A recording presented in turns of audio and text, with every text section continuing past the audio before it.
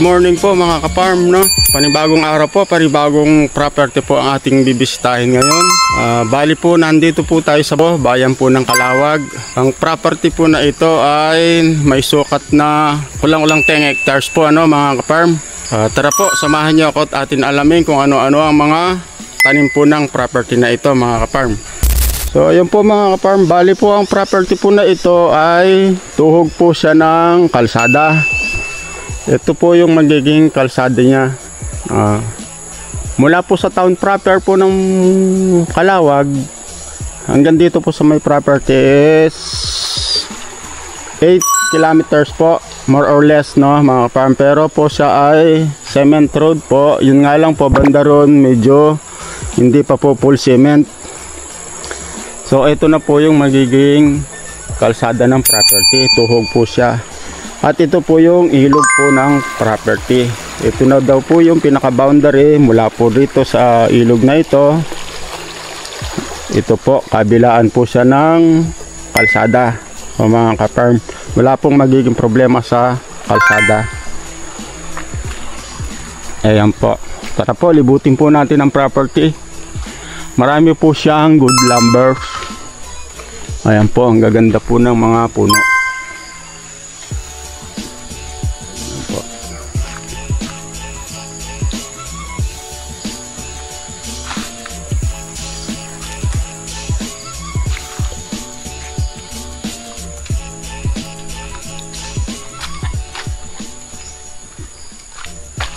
So ito na po yung kabilang property. Ayan po. Ito naman po yung katuhog niya. Ito. Yung mga malalaking puno po na yan. Ayan.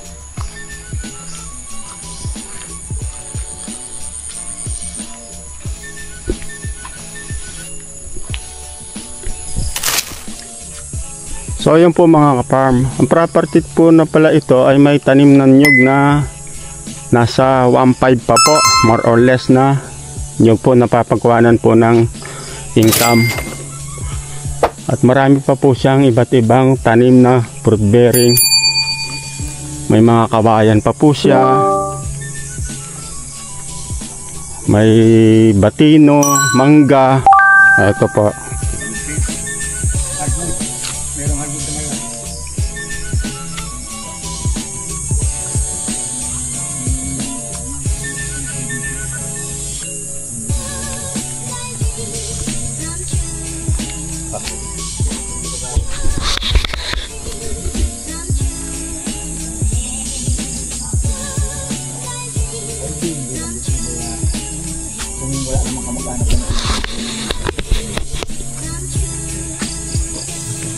Lampas pa siya kami kawayan.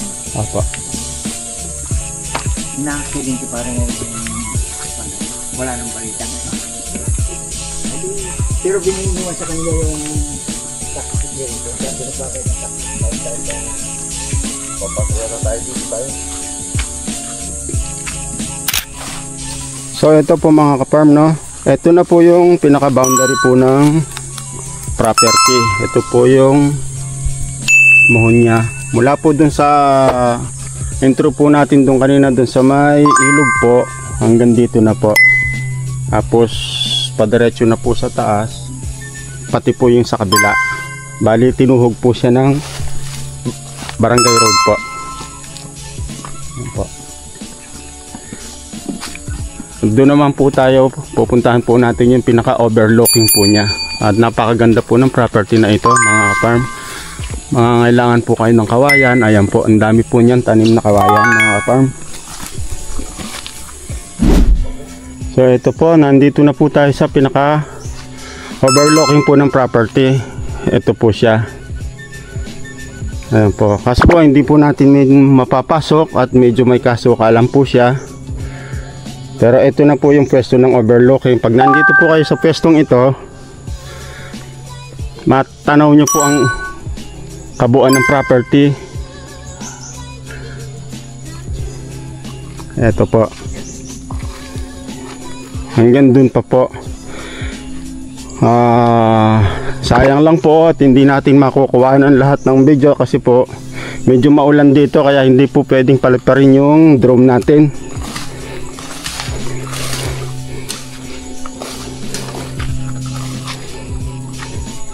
Ito po yung mga hardwood po ng property. Ayan po yung mga kahoy na goods lumber po, malalaki na po. Kaya po kung makukuha nyo itong property na ito sa good lumber pa lang po is panalo na. Napakaganda po ng property. Marami siyang pwedeng pagkuhanan po ng income mga kaparm. Ito po oh. Ayan po oh. Po yung ang lalaki na po ng hardwood oh. Yun po oh.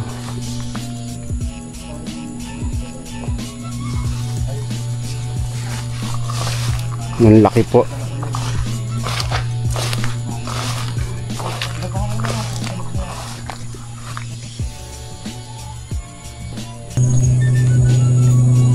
Yun po mga kaparm. Ito po yung mga tanim na mangga po ng property. Malalaki na po. Ito po ay pinapakinabangan na po ng may-ari. Yan. Bubulan lang mo lang. Hindi, kung makakapunta ro, kita-kita lahat ang yoga po pa ron. Ano sir, baba tayo ng konti. Sige po. Ito po. Ayan, malawak pa po ang property na to. Hanggang dun pa po. At pupuntahan po namin yung kabilang side ng property. Mga kaparm. So, ito po. Ano mga kaparm.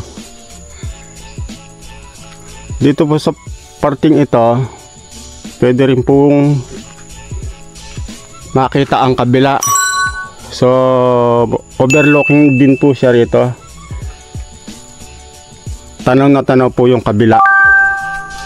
Tsaka yung dito sa may parting dito po. Kasi napakaganda po ng pwesto ng isang ito. So kasama pa po sa property ito. Ito pong linalakaran natin na ito. Ayan po.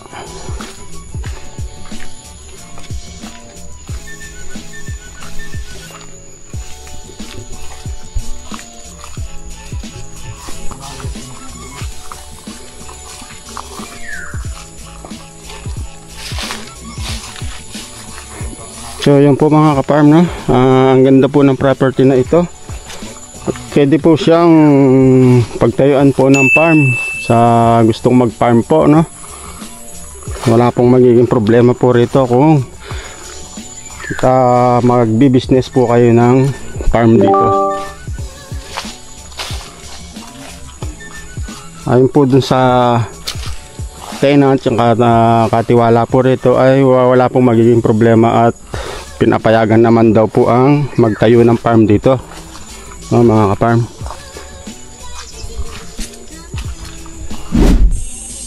So yun po mga kaparm no.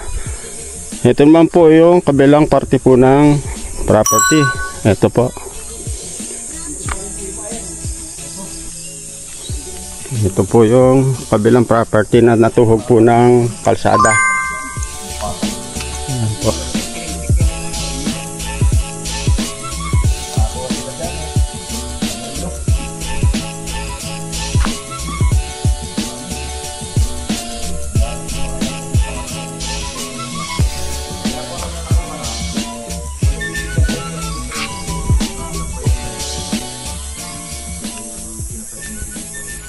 So yun po mga kaparm no.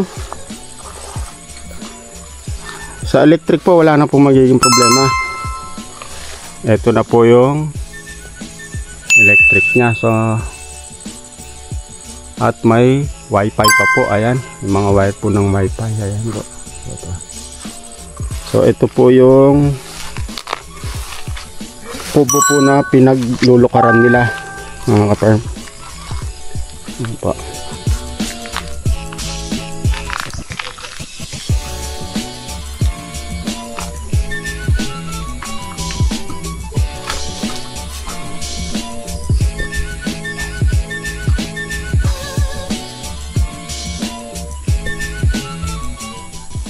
So yun po mga kaparm no.